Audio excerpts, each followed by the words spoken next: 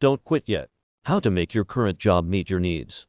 On the heels of the Great Resignation, a term applied to describe the pandemic-induced spike in the quit rate is the Great Reshuffle. This new phase recognizes that people aren't just leaving the labor market. They're finding new jobs that better fit their lifestyle. While there is nothing wrong with switching jobs, many employees are jumping ship too early, failing to consider several alternatives. Switching jobs is stressful and a great deal of work. Instead of surprising your employer with a 2-week notice, first, consider the suggestions below. Employees' increased need for flexibility is by far one of the most significant reprioritizations that have taken place during the pandemic. There is an unprecedented number of employees searching for positions that offer virtual or hybrid options.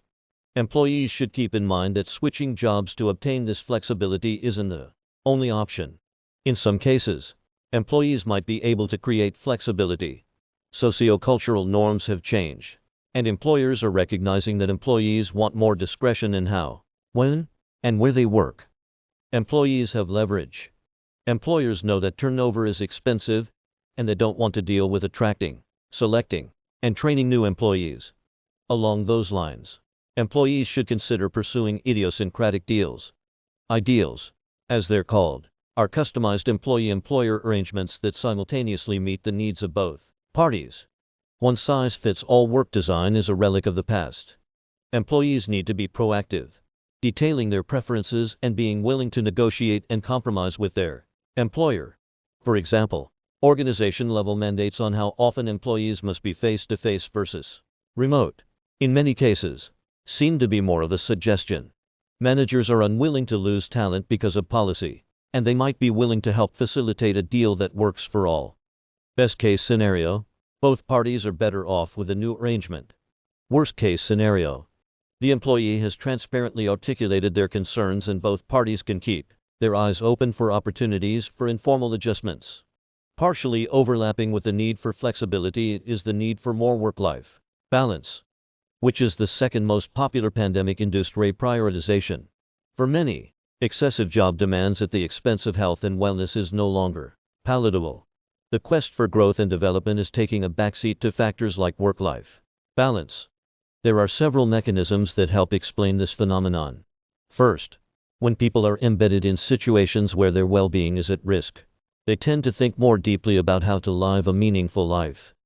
In other words, the cues about illness and death stemming from the pandemic are fueling workers' search for meaning. Second, working parents are maxed out. School-aged children are seeing far fewer days in school given illnesses and COVID-related precautions. Working parents have had enough. Now more than ever, they're willing to make a switch to less demanding positions. The key, however, is pinpointing the source of the excessive job demands. In many cases, the grass is always greener on the other side. Quitting one's corporate job and going solo might ultimately be more stressful and lead to even more hours staring at a screen. Switching employers for a better job fit might also be harder than expected, with unknowns abound regarding politics, colleague personalities, and supervisor support, not to mention the ensuring learning curve. Another overlooked impetus of excessive jobs demands is the idea that it might actually be the employee's fault. Employees that are unable to be realistic about their bandwidth, unable or unwilling to articulate their limits, or simply have workaholic tendencies, are unlikely to see much change in stress by switching jobs. Employees should first consider reflecting on whether they might be part of the problem. It might be time for them to start having honest conversations with their manager, or with themselves. The Great Reshuffle is upon us. You might be one of those considering reshuffling. There's nothing wrong with mixing things up and trying something new.